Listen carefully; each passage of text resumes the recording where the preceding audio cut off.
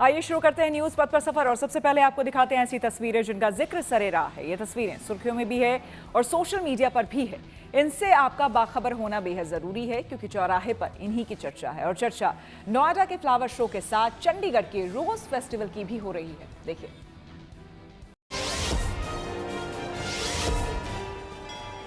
गुजरात के नर्मदा जिले के सागबारा तालुका में पांडोरी माता के दर्शन पूजन के लिए 5 दिनों से चल रहे मेले में भक्तों का तांता लगा हुआ है। पांडोरी माता आदिवासी समाज की देवी हैं, इसलिए आदिवासी भक्तगण वाद्य यंत्रों की थाप पर नाचते गाते नजर आए। इस मेले में पैसे, अनाज या मन्नत के हिसाब से चढ़ावा चढ़ाने से जीवन में खुशहाली की मान्यता को लेकर हर साल दूर दूर से यहाँ आदिवासी समाज के लोग सज धज कर पहुँचते हैं और पूजा अर्चना करने के साथ ही यहाँ मेले का आनंद भी लेते हैं।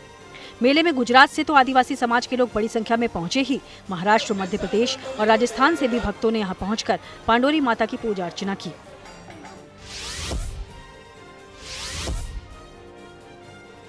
आगरा में 34वें ताज महोत्सव का रंगारंग आयोजन चल रहा है, जहां परंपरा, कला और आधुनिकता का अनूठा संगम देखने को मिल रहा है। यहां जैसे ही राजस्थानी ढोल की थाप गूंजी, विदेशी पर्यटक भी झूमने लगे। अमेरिका, इंग्लैंड समेत कई देशों के पर्यटक ताज महोत्सव का लुत्फ उठाते नजर आए। पहली बार ताज महोत्सव का आयोजन शिल्पग्राम में चल रहे निर्माण कार्यों की वजह से उससे दूर फतेहाबाद रोड स्थित टाटा ग्राउंड पर हुआ। इस बार महोत्सव की थीम वंदे मातरम, परंपरा एवं राष्ट्र गौरव रखी गई है। 27 फरवरी तक चलने वाला ताज महोत्सव पर्यटन के साथ स्थानीय अर्थव्यवस्था को भी मजबूती देगा।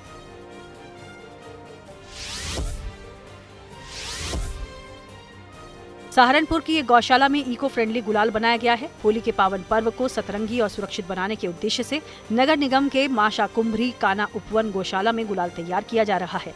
राज्य की ये पहली कान्हा गौशाला है जो गोमय गुलाल का व्यावसायिक उत्पादन कर रही है। यहाँ अब तक 3 क्विंटल गुलाल तैयार किया जा चुका है, जिसमें 5 रंगों वाले लाल, पीले, हरे, भगवा और बैंगनी रंग वाले गुलाल हैं। ये गुलाल पूरी तरह से केमिकल मुक्त, नेचुरल और बायोडिग्रेडेबल हैं, जिससे त्वचा, आंखों और पर्यावरण को कोई नुकसान न होने का दावा किया जा रहा है।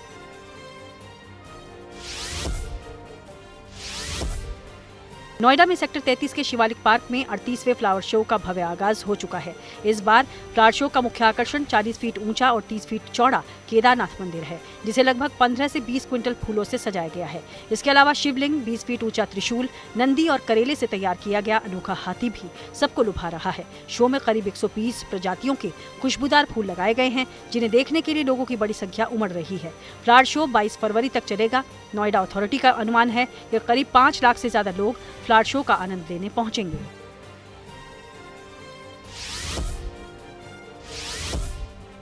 वहीं चंडीगढ़ में 54वां गुलाब महोत्सव शुरू हो गया है। लोग दूर दूर से यहाँ के जाकिर हुसैन रोज गार्डन में लगे रोज फेस्टिवल में किस्म किस्म के गुलाब के फूल देखने पहुंचे हैं। रोज फेस्टिवल में आने वाले लोगों के लिए एंट्री फ्री है। साथ में यहाँ तीनों दिन शाम को रंगारंग सांस्कृतिक कार्यक्रम होंगे। चंडीगढ़ पर्यटन विभाग के सहयोग से यहाँ नगर निगम चंडीगढ़ ने ये गुलाब महोत्सव आयोजित किया है। आज से शुरू हुआ ये गुलाब महोत्सव 22 फरवरी तक चलेगा।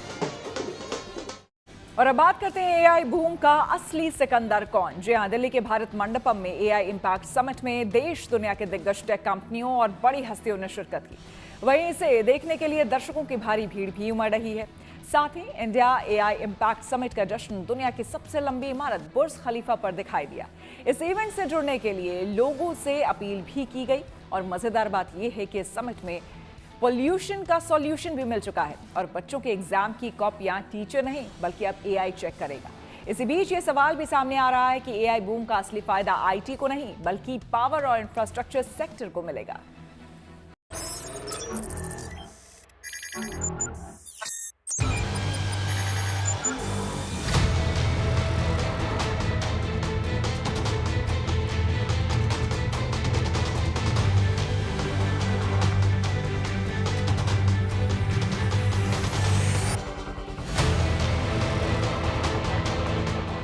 दिल्ली में चल रहे एआई इम्पैक्ट समिट का आज 5वां दिन है। भारत मंडपम में चल रहे एआई का ये महाकुंभ इनोवेशन और आइडिया की वजह से दुनिया भर में सुर्खियां बटोर रहा है।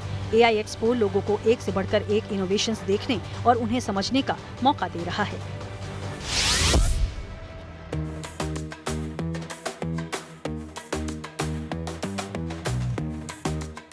एआई इम्पैक्ट समिट की कामयाबी का अंदाजा इसी से लगाया जा सकता है कि दुनिया की सबसे ऊंची इमारत आइकॉनिक बुर्ज खलीफा इंडिया एआई इम्पैक्ट समिट का जश्न मनाती हुई नजर आई।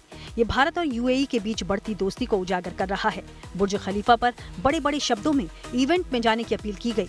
यहाँ पर भारत के इस इवेंट की जानकारी और प्रधानमंत्री मोदी का जिक्र वाकई में देश के तकनीक, इनोवेशन और एआई में बढ़ते भारत की सशक्त साझेदारी को उजागर करता है।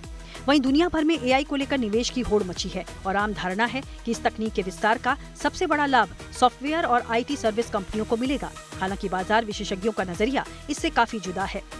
एक रिपोर्ट बता रही है कि निवेशकों को आईटी सेक्टर से आगे देखने की जरूरत है। एआई की इस दौड़ में असली आर्थिक लाभ उन कंपनियों को होने वाला है जो इस भारी भरकम तकनीक के लिए बुनियादी ढांचा तैयार कर रही हैं। ये बात ठीक है कि एआई के आने से सबसे बड़ा फायदा टेक कंपनीज को होगा, सॉफ्टवेयर बनाने वाली कंपनीज का होगा। लेकिन एक्सपर्ट इसके अलावा एक और नज़रिया रखते हैं। उनका ये मानना है कि एआई के आने के बाद ना सिर्फ सॉफ्टवेयर और टेक कंपनीज को फ़ायदा होने वाला है, बल्कि इनसे कहीं ज़्यादा बड़ा फ़ायदा उन कंपनीज को होगा जो इसके लिए एक आधारभूत संरचना तैयार करेंगे। हम इस वक्त एआई समिट में हैं और आपको बता दें कि यहाँ पर जिस तरह से बड़ी बड़ी कंपनीज आई हैं वो बताती हैं कि आने वाले वक्त में टेक्नोलॉजी और सॉफ्टवेयर्स की जो कंपनीज हैं उनमें बड़ा निवेश होने वाला है। लेकिन बहुत सारे एक्सपर्ट हैं जो वो कहते हैं कि इन एआई कंपनीज को चलाने के लिए जो सिस्टम चाहिए वो भी बहुत महत्वपूर्ण है। जैसे डेटा सेंटर्स को चलाने के लिए आपको बिजली की ज़रूरत सबसे ज़्यादा पड़ने वाली है। ऐसे में जो पावर कंपनीज हैं जो बिजली बनाती हैं उनके हिस्से बहुत बड़ा काम आने वाला है। कई सारी ऐसी कंपनीज हैं जो कि उपकरण बनाती हैं, इक्विपमेंट्स बनाती हैं, हार्डवेयर्स बनाती हैं, उनका बहुत बड़ा काम उनके लिए आने वाला है। उनको बहुत सारा बिजनेस मिलने वाला है, उनको भी बड़ा फ़ायदा होने वाला है। और इसके साथ साथ कई सारे ऐसी कंपनीज हैं जो अलग अलग तरह के मेटल बनाती हैं। इन सब चीज़ों की ज़रूरत पड़ने वाली है एआई के लिए, जो एक सेंटर है उसको तैयार करने में।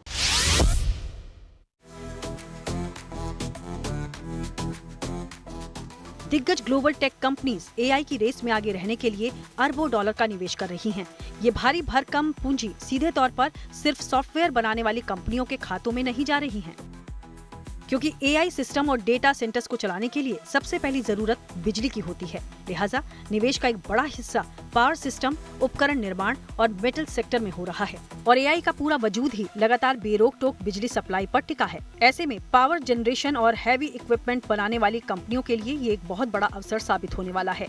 वहीं इन सेंटर्स को चलाने के लिए सिर्फ कंप्यूटर नहीं बल्कि hi tech switch gear, backup generator, हजारों किलोमीटर लंबी केबल और कूलिंग सिस्टम की जरूरत होती है। और एआई से जुड़े काम बहुत अधिक ऊर्जा की खपत करते हैं, जिससे बहुत ज्यादा गर्मी पैदा होती है। लिहाजा टेम्परेचर को कंट्रोल में रखना इन सेंटर्स के लिए सबसे बड़ी चुनौती है। हालांकि इससे इनकार नहीं किया जा सकता कि भारत अभी बड़े पैमाने पर सेमीकंडक्टर या मेमोरी चिप का उत्पादन नहीं कर रहा है, लेकिन वैश्विक इंजीनियरिंग, सप्लाई चेन और इलेक्ट्रिकल उपकरणों के निर्माण में भारत के हालात बेहद मजबूत हैं। और घरेलू कंपनीज के पास पावर इक्विपमेंट और हीटिंग, वेंटिलेशन और एयर कंडीशनिंग सिस्टम में महारत हासिल है। यानी जैसे जैसे वैश्विक स्तर पर डेटा सेंटर्स का जाल बिछेगा, भारतीय कंपनियों के इन उत्पादों की मांग में भारी उछाल आना तय है। वहीं भारत मंडपम में चल रहे एआई इम्पैक्ट समिट में एक अनोखा स्टॉल भी देखने को मिला, जो पोल्यूशन का सोल्यूशन बता रहा है। इनका दावा है कि एआई पोल्यूशन के सोल्यूशन में महत्वपूर्ण भूमिका निभा सकता है और एआई के जरिए वायु गुणवत्ता सेंसर, सैटेलाइट और मौसम प्रणालियों से प्राप्त रियल टाइम डेटा का उपयोग किया जा सकता है। यही नहीं, एआई प्रदूषण के हॉटस्पॉट्स को सटीकता से पहचान सकता है और भविष्य में स्मॉग के बढ़ने की भविष्यवाणी भी कर सकता है। पोल्यूशन सिर्फ दिल्ली एनसीआर का नहीं बल्कि अब देश के कई बड़े शहरों की समस्या बन चुका है। इस समस्या को हल करने में सबसे बड़ी दिक्कत ये आती है कि अलग अलग काम करने के लिए अलग अलग डिपार्टमेंट्स होते हैं। सभी डिपार्टमेंट कैसे एक ही प्लेटफॉर्म पर आएँ ताकि वक्त रहते, टाइम रहते वो सही टाइम पर रिस्पॉन्स कर पाएँ कहीं भी अगर एयर क्वालिटी के ख़राब होने की उनको शिकायत मिलती है। लेकिन अब इस समस्या का सोल्यूशन IIT कानपुर लेकर आया है, तो तमाम सारे डिपार्टमेंट भी इसमें जुड़े होते हैं। तो यहाँ पर स्क्रीन पर एक पॉपअप होकर आता है कि ये समस्या किसकी है। वो ऑफिसर इंडिविजुअली उस चीज़ को देख सकता है और उसके हिसाब से उसे क्या सोल्यूशन अप्लाई करने हैं, क्या वो तरीके अपना, जैसे मान लीजिए कहीं पर आग लगी हुई है तो वो फायर डिपार्टमेंट को भेज सकते हैं, वहाँ पर आग बुझा सकते हैं, वो कूड़े की जो आग है। अगर कहीं पर रोड पर डस्ट उड़ रही है तो वहाँ पर वो अपने टैंकर्स भेजकर पानी का छिड़काव करा सकते हैं। तो ये सारी चीज़ें आपको सिर्फ एक डैशबोर्ड में दिखाई पड़ेंगी और उस पर्टिकुलर अधिकारी को भी दिखाई पड़ेगी जिसको उसे लेकर एक्शन लेना है। मतलब कि आप त्वरित एक्शन ले सकते हैं, तुरंत कार्रवाई कर सकते हैं पोल्यूशन को कम करने के लिए। पोल्यूशन को लॉन्ग टर्म में लंबी आपको जो चीज़ें हैं, प्लानिंग है, वो चाहिए उसे कम करने के लिए, लेकिन ये एक तरीका हो सकता है जो आपको पोल्यूशन से फौरी राहत तो कम से कम दिला ही देगा।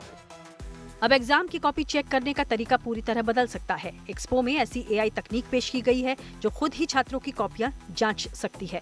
कंपनी के अनुसार ये सिस्टम बड़े एआई मॉडल और हाई पावर जीपीयू पर काम करता है, जिससे हजारों कॉपीज एक साथ तेजी से चेक हो सकती हैं।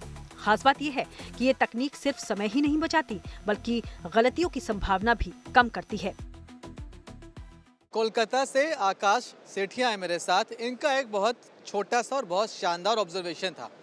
इन्होंने ये नोटिस किया कि स्कूल के जो टीचर्स हैं वो दिन के मैक्सिमम 4 पीरियड्स ही ले पा रहे हैं, मतलब 4 पीरियड्स ही बच्चों को पढ़ा पा रहे हैं। बाकी टाइम वो क्या कर रहे हैं? बाकी टाइम वो टीचर्स कॉपीज चेक कर रहे हैं कि जो टेस्ट हुए थे उसमें बच्चों को कितने मार्क्स आए हैं, उन्होंने सही आंसर दिया है या फिर नहीं दिया है। आकाश ने इस प्रॉब्लम को समझा और उन्होंने एक ऐसा सॉफ्टवेयर तैयार किया, एआई सॉफ्टवेयर, जिसके लिए अब जो बच्चों के टेस्ट कॉपीज़ हैं वो टीचर्स को चेक नहीं करनी पड़ेंगी। अब वो काम ये एआई अपने आप कर देगा और बिना किसी जद्दोजहद के। तो आकाश, किस तरह से ये काम करता है? हम देख पा रहे हैं कि आपने ये कुछ पेपर्स अपलोड कर रखे हैं। जी, अगर मैं आपको इसे एक स्क्रीन में समझाऊं तो यहाँ हम कॉपीज़ को अपलोड करते हैं, जो बच्चों ने आंसर शीट लिखी उसे अपलोड करते हैं, और हमारा एआई सिस्टम जो कि क्लास मैप है वो अपने आप उस क्वेश्चन को, उस आंसर शीट को पढ़ता है और कौन से आंसर में कितना मार्क्स मिलना चाहिए वो हमारा एआई ही डिपिक्ट करके बता देता है। अब इसमें काफ़ी सारी चीज़ें होती है। अब जैसे किसी बच्चे को किसी पर्टिकुलर आंसर में कम मार्क मिला तो ये हमारा एआई फीडबैक भी देता है कि किस रीज़न से हम वो मार्क्स काटे हैं।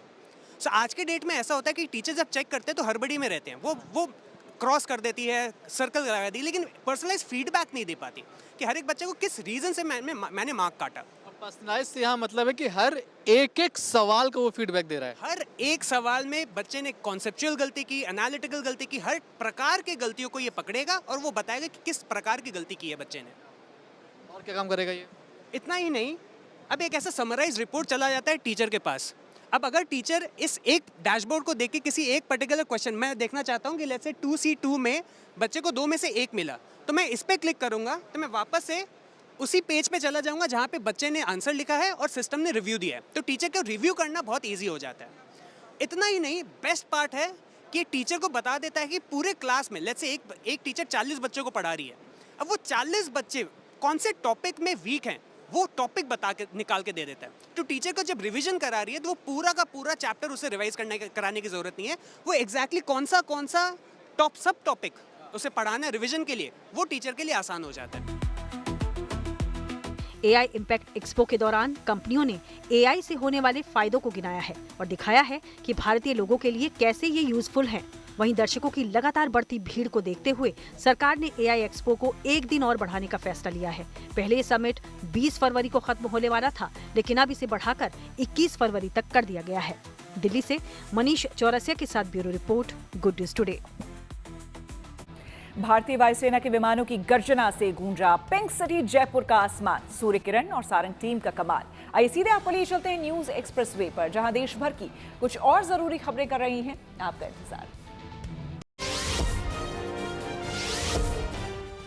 पिंक सिटी जयपुर में आज से 2 दिवसीय एयर शो आयोजित किया गया। मानसागर झील और जल महल के ऊपर भारतीय वायुसेना के विमान जमकर गरजे। इस शो में सूर्य किरण एरोबेटिक्स टीम और सारंग हेलीकॉप्टर डिस्प्ले टीम ने भाग लिया। सूर्य किरण टीम का ये 801वां एयर शो रहा। देश दुनिया में 800 सफल प्रदर्शन कर चुकी टीम ने जयपुर में नया इतिहास रचा। 50 से 55 मिनट के शो में सूर्य किरण के 9 फाइटर जेट्स ने महज 5-5 मीटर की दूरी बनाए रखते हुए 700 से 1400 किलोमीटर प्रति घंटा की रफ्तार से उड़ान भरी। शो की शुरुआत वंदे मातरम और राष्ट्रगान के साथ हुई, जिसने इस भव्य आयोजन को और भी गरिमामय बना दिया। आज दिल्ली की रेखा गुप्ता सरकार का 1 साल पूरा हो गया है। दिल्ली सरकार ने 365 दिनों का अपना रिपोर्ट कार्ड आज सचिवालय में पेश किया। दिल्ली में आयुष्मान कार्ड, अटल कैंटीन और 370 आरोग्य मंदिर तक की उपलब्धियों को सीएम रेखा गुप्ता ने अपनी 1 साल की उपलब्धियों में गिनाया। सीएम रेखा गुप्ता ने 1 साल में स्वास्थ्य शिविर, झुग्गी मकान और डिजिटाइजेशन पर उठाए गए सरकार के कदमों का भी जिक्र किया। आपको बता दें कि दिल्ली सरकार के 1 साल पूरा होने पर जन सुनवाई पोर्टल लॉन्च किया जाएगा। व्हाट्सएप और कॉल के जरिए इस पोर्टल में दिल्ली के लोग अपनी शिकायतें दर्ज करा सकेंगे।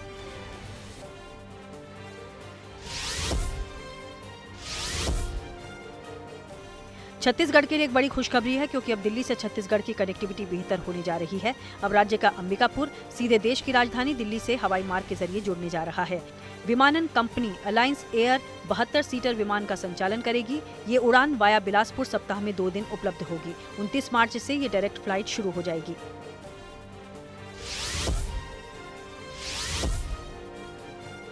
केंद्रीय मंत्री किरेन रिजिजू ने बिहार के पर्यटन स्थल राजगीर की तारीफ में सोशल मीडिया पर एक पोस्ट की। राजगीर नेचर सफारी का वीडियो पोस्ट कर उन्होंने लिखा, अगर आप राजगीर नहीं गए हैं तो इसका मतलब है आपने जीवन में बहुत कुछ खो दिया है। दरअसल किरेन रिजिजू ने राजगीर नेचर सफारी की सैर की और बताया कि बिहार के राजगीर में स्थित सफारी निर्मल जंगलों और प्रकृति की शांत गोद से घिरी हुई है। यहाँ समृद्ध वन्य जीवों को इतने करीब से देखना एक सुखद अनुभव था।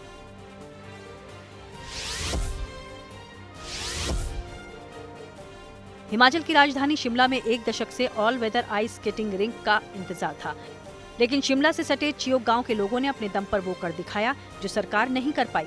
यहाँ गांव वालों ने अपने आराध्य देवता सोगू की जमीन पर पहाड़ी को समतल कर एक शानदार आइस स्केटिंग रिंक तैयार कर दिया। अब इस रिंक में दूर दूर से बच्चे आइस स्केटिंग सीखने पहुँच रहे हैं। यहाँ 1-2 नहीं बल्कि 84 बच्चे स्केटिंग में अपना भविष्य गढ़ रहे हैं।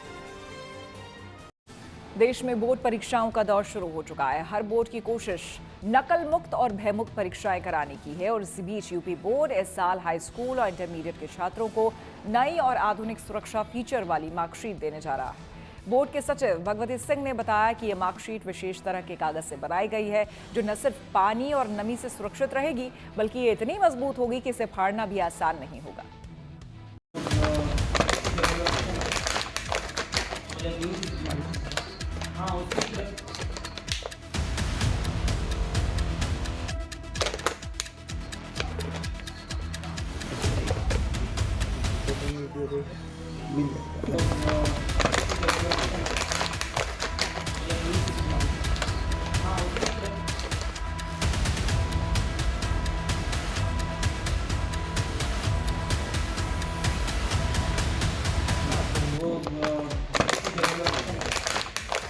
मार्कशीट फाड़ने के लिए पूरा जोर लगा लिया। एक बार नहीं बल्कि 2 से 3 बार फाड़ने की पुरजोर कोशिश भी करके देख ली, लेकिन इस मार्कशीट का बाल भी बांका नहीं हुआ। ये है उत्तर प्रदेश माध्यमिक शिक्षा परिषद की नई हाई सिक्योरिटी वाली मार्कशीट, जो अपनी इसी खूबी की वजह से इन दिनों चर्चा में है। बोर्ड की तरफ से बताया गया कि ये मार्कशीट विशेष तरह के कागज से बनाई गई है जो न सिर्फ पानी और नमी से सुरक्षित रहेगी बल्कि ये इतनी मजबूत है कि इसे फाड़ना भी आसान नहीं होगा। ये यूपी बोर्ड की मार्कशीट है और इसमें कई खूबियां हैं। सबसे बड़ी खूबियां कि इसे फाड़ा नहीं जा सकता।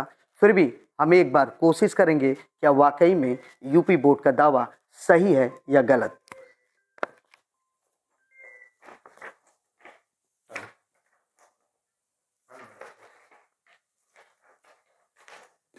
मतलब आप समझिए कोई सवाल ही नहीं है कि इस बोर्ड की जो मार्कशीट है उसको फाड़ा जा सके। वाकई में जो यूपी बोर्ड ने दावा किया है वो बिल्कुल परफेक्ट है। बोर्ड की तरफ से पहले जो मार्कशीट परीक्षा के बाद छात्रों को दी जाती थी उसे सुरक्षित रखने के लिए छात्रों को लैमिनेशन कराना पड़ा था, मगर अब इस मार्कशीट को लैमिनेशन की कोई जरूरत ही नहीं होगी।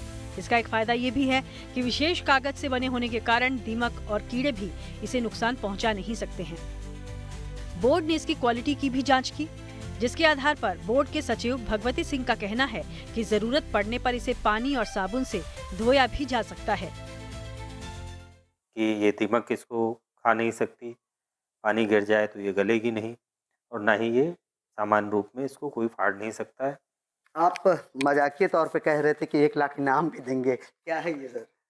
ये मार्कशीट है जो हम लोगों ने तैयार की है और एक इनाम ये रखा हुआ है, वो इसकी गुणवत्ता के कारण है कि ये कोई भी अपने हाथ से इसको फाड़ देगा तो उसे 1 लाख रुपए का इनाम मिलेगा। इतना ही नहीं, बोर्ड के सचिव भगवती सिंह ने बताया कि जाली मार्कशीट को रोकने के लिए इस मार्कशीट पर खास मोनोग्राम दिया गया है, जो 1 मिनट तक धूप में रखने पर ही दिखाई देगा और फिर छाया में लाने पर मोनोग्राम गायब हो जाएगा।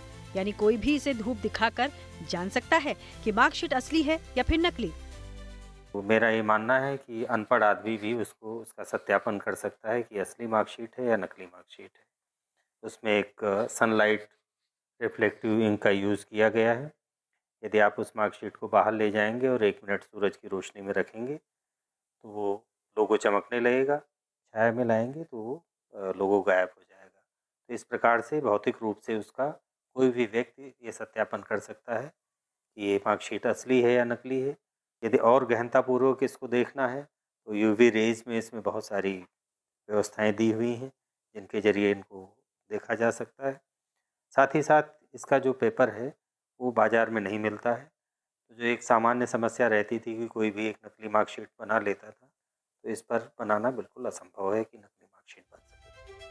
हालांकि उत्तर प्रदेश माध्यमिक शिक्षा परिषद ने पिछले साल करीब 58 लाख छात्रों को इसी प्रकार की मार्कशीट बांटी थी, लेकिन उसमें कुछ तकनीकी कमियां थी जिन्हें इस बार दूर करने का दावा बोर्ड ने किया है, जिसके बाद इस साल यूपी बोर्ड की परीक्षा में बैठने वाले करीब 53 लाख छात्रों को बोर्ड की तरफ से मार्कशीट देने की तैयारी है। बताया गया कि यूपी बोर्ड की तरफ से जारी की जाने वाली इस मार्कशीट का आइडिया अब देश के कई और बोर्ड और यूनिवर्सिटीज की तरफ से मांगा गया है, ताकि मार्कशीट की सुरक्षा को लेकर छात्रों को ज्यादा टेंशन न लेनी पड़े। प्रयागराज से आनंद राज के साथ bureau report, good news today. News पथ पर आगे है धन बाजार, जहां शेयर बाजार से लेकर कारोबार तक की सभी अहम खबरें होती हैं, जिसका सीधा रिश्ता आपकी आमदनी आपकी जेब से होता है। तो तेज रफ्तार खबरों के बीच ये जरूरी खबरें छूट ना जाए, इसलिए सीधे आपको लिए चलते हैं धन बाजार। शेयर बाजार में आज सेंसेक्स और निफ्टी दोनों बढ़त के साथ बंद हुए। सेंसेक्स 316 अंक की बढ़त के साथ आज 82,814 अंकों के स्तर पर बंद हुआ, जबकि निफ्टी 116 अंक चढ़कर 25,571 अंकों के स्तर पर बंद हुआ।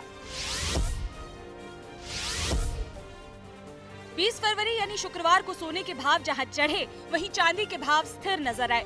बाजार विशेषज्ञों के मुताबिक राष्ट्रीय राजधानी में सोने की कीमतों में 850 रुपए की वृद्धि हुई और ये 1,59,500 रुपए प्रति 10 ग्राम पर पहुंच गया, जबकि चांदी की कीमत 2,64,000 रुपए प्रति किलोग्राम पर स्थिर रही।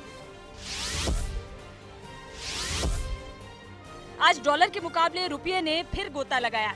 $1 के मुकाबले रुपया 31 पैसे गिरकर 90 रुपए 99 पैसे पर पहुंच गया। ये गिरावट बढ़ते जियोपॉलिटिकल टेंशन के चलते मजबूत अमेरिकन करेंसी और कच्चे तेल की ज्यादा कीमतों की वजह से हुई है। न्यूज पथ के सफर में अब सोशल अड्डा का रुख करते हैं, जहां आज बात होगी पहाड़ों की सैर पड़ेगी महंगी। जी हां, हिमाचल प्रदेश सरकार ने पर्यटन और बाहरी वाहनों की आवाजाही के बीच टोल टैक्स को लेकर बड़ा फैसला लिया है। हिमाचल प्रदेश सरकार ने टोल पॉलिसी 2026-27 के तहत एंट्री फीस यानी कि बैरियर टोल की नई दरें जारी कर दी है। ये दरें 1 अप्रैल 2026 से लागू होंगी और मुख्य रूप से राज्य में एंट्री करने वाले बाहरी यानी कि गैर हिमाचली वाहनों पर लागू होंगी। सरकार का कहना है कि इससे राज्य की आय बढ़ेगी और सड़क सुविधाओं को बेहतर किया जा सकेगा। नई पॉलिसी के अनुसार बाहर के राज्यों से आने वाली कार, जीप, वैन और लाइट मोटर व्हीकल पर अब 170 रुपए प्रतिदिन टोल देना होगा। पहले निजी कारों पर टोल करीब 70 रुपए था, जबकि भारी मालवाहक वाहनों पर 720 रुपए तक लिया जाता था। पॉलिसी में 12+1 यानी कि पैसेंजर और ड्राइवर से ज्यादा और 32+1 यानी कि 32+1 सीटिंग तक की पैसेंजर गाड़ियों, मिनी बस और लाइट कमर्शियल व्हीकल से अब 200 से 350 लगभग 320 रुपए प्रतिदिन वसूले जाएंगे। वहीं 32+1 से ज्यादा सीटिंग वाली बसों और 2 XL तक के ट्रक पर 250 से 570 रुपए तक टोल लगेगा। कुछ रिपोर्ट्स में कमर्शियल बसों के लिए ये राशि 600 रुपए तक बताई गई है।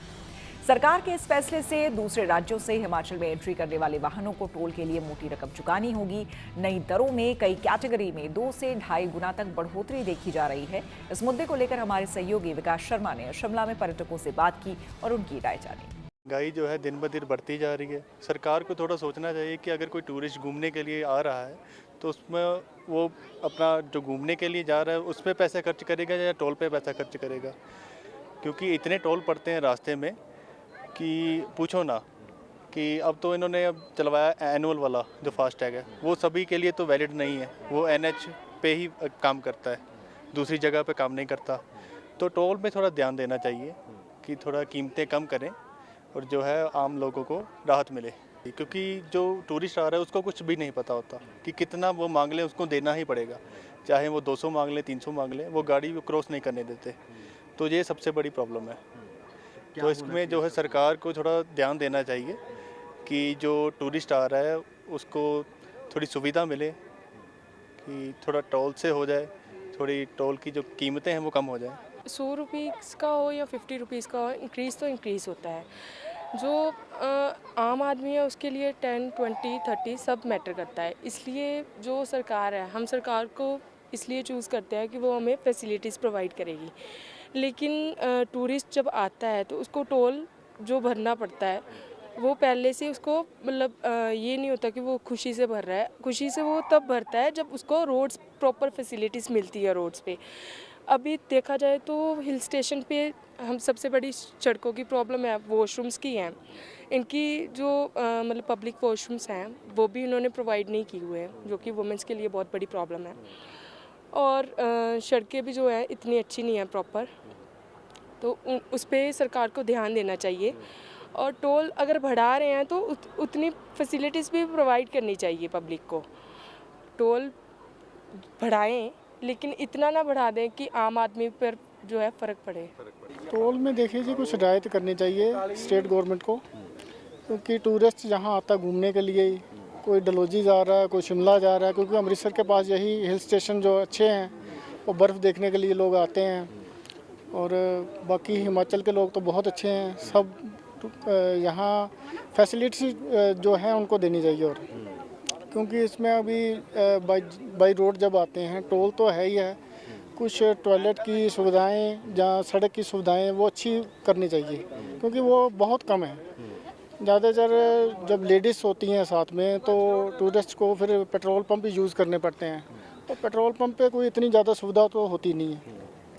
तो इस वजह से गवर्नमेंट को ये सोचना चाहिए कि अगर इतना टूरिस्ट आ रहा है, हिमाचल को इतनी अच्छी इनकम होती है, तो लोगों को सुविधा भी देनी चाहिए। टूरिस्ट यही सोचता है कि चलो एंजॉय करने जाएं, घूमने फिरने आता है, व्यू देखता है, यहाँ का शिमले का व्यू अच्छा है।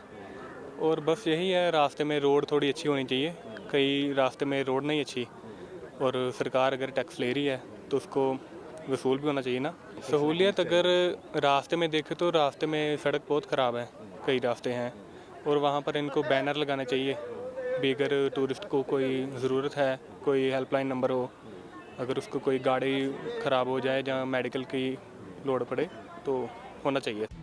रुक करते हैं प्रगति मार्ग का, जहां ऐसी खबरें हैं जो कि देश की तरक्की, प्रगति और लोगों की काबिलियत दिखाती है। अब आपको मिलवाते हैं गोरखपुर के अंकुर मिश्रा से, जिन्हें महज 22 वर्ष की उम्र में सामाजिक कार्य के लिए राष्ट्रपति से पुरस्कार मिला है। आज के दौर में जहां युवा अपने लक्ष्य से भटक रहे हैं, वहीं अंकुर ने अपने नेक इरादों से कीर्तिमान रच दिया है। फिलहाल वो महिला समानता, पॉक्सो एक्ट जैसे मुद्दों पर काम कर रहे हैं।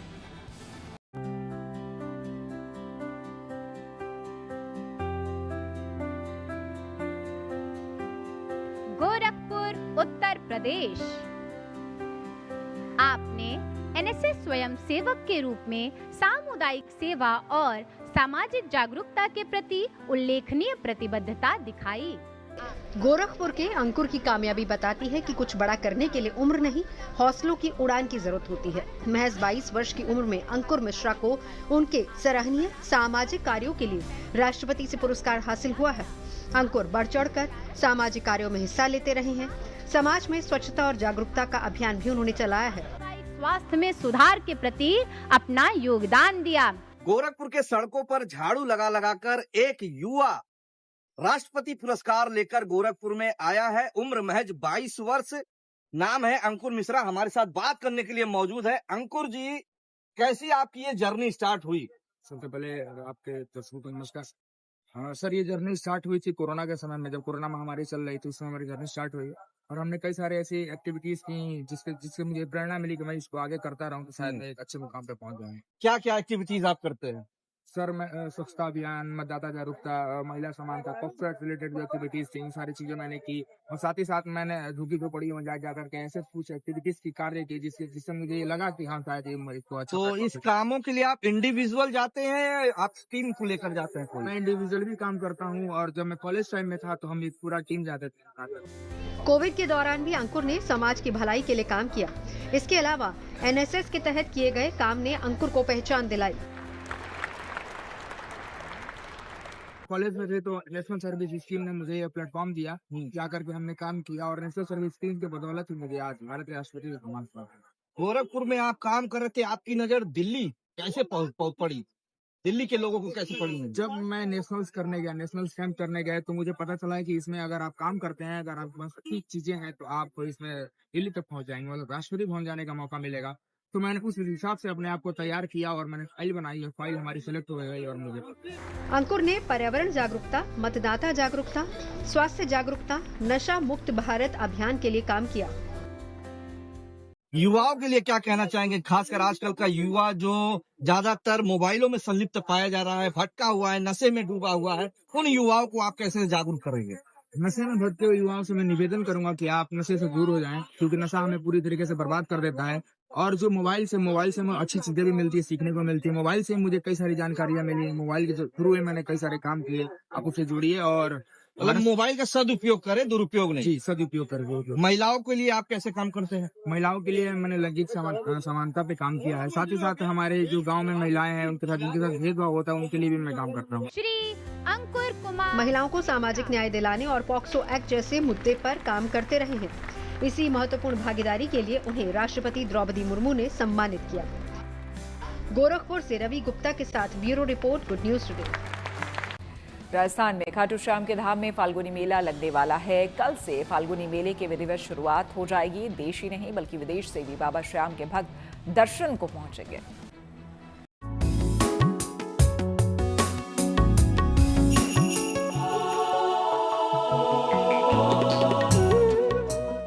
हारे का सहारा बाबा श्याम हमारा। खाटू श्याम का ये जयकारा आपने खूब सुना होगा। दूर दूर से भक्त इनके दर्शन को पहुंचते हैं। यहाँ हमेशा श्रद्धा और भक्ति के रंग बिखरे रहते हैं।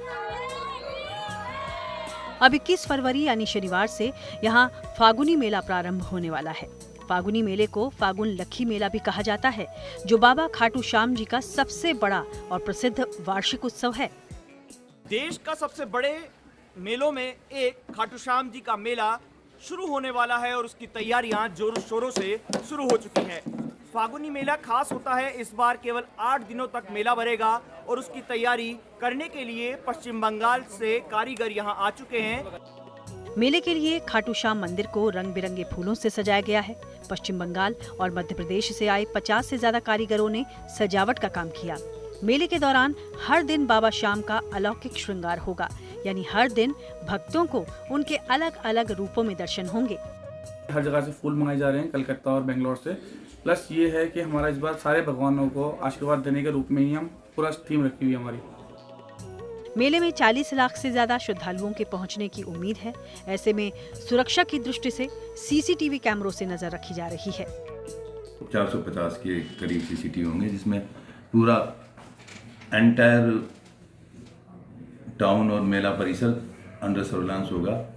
हर जगह कैमरे होंगे, एंट्री एग्जिट पे कैमरे होंगे, पार्किंग्स पे कैमरे होंगे। ऐसी कोई जगह नहीं है जो अंडर सर्विलांस नहीं होगी। मेले के दौरान मंदिर के आसपास वाले क्षेत्रों में गाड़ियों के आने जाने पर रोक रहेगी। वीआईपी दर्शनों पर भी पाबंदी होगी, ताकि बाबा के भक्त आराम से अपने आराध्य के दर्शन कर पाएं। वर्ल्ड कप की मिस्ट्री गर्ल क्यों बन गई टीम इंडिया की लकी चार्म? खेल जगत से जुड़ी कुछ और ऐसी खबरों को जानने के लिए आइए सीधे आपको लिए चले खेल चक्कर। T20 वर्ल्ड कप में कल से सुपर 8 के मुकाबले शुरू हो रहे हैं। ग्रुप ए से भारत और पाकिस्तान, ग्रुप बी से श्रीलंका और जिम्बाब्वे, ग्रुप सी से वेस्ट इंडीज और इंग्लैंड, जबकि ग्रुप डी से दक्षिण अफ्रीका और न्यूजीलैंड ने सुपर 8 के लिए क्वालिफाई किया है। अब इन 8 टीमों को 4-4 के 2 समूहों में बांटा गया है। हर ग्रुप से 2 टॉप टीमें सेमीफाइनल में पहुंचेंगी। कल सुपर 8 का पहला मुकाबला कोलंबो में पाकिस्तान और न्यूजीलैंड के बीच खेला जाएगा। वहीं T20 वर्ल्ड कप में 22 फरवरी यानी रविवार को भारत का सामना दक्षिण अफ्रीका से होगा। भारत सुपर 8 का पहला मुकाबला अहमदाबाद में खेलेगा। इसके बाद टीम इंडिया का कारवां चेन्नई का रुख करेगा, जहां उसका सामना जिम्बाब्वे से होगा।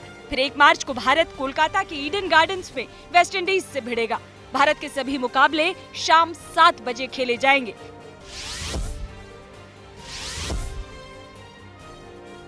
T20 वर्ल्ड कप में कुछ दिन पहले हुए भारत बनाम अमेरिका मैच के दौरान एक चेहरा बहुत वायरल हो गया, जिसमें स्त्री गर्ल को सोशल मीडिया पर खूब पसंद किया गया। उसकी खूबसूरती, उसके पहनावे और अंदाजे बयान को सोशल मीडिया यूजर्स काफी सराहते नजर आए, जिसके बाद तो ये लड़की सोशल मीडिया सेंसेशन बन गई।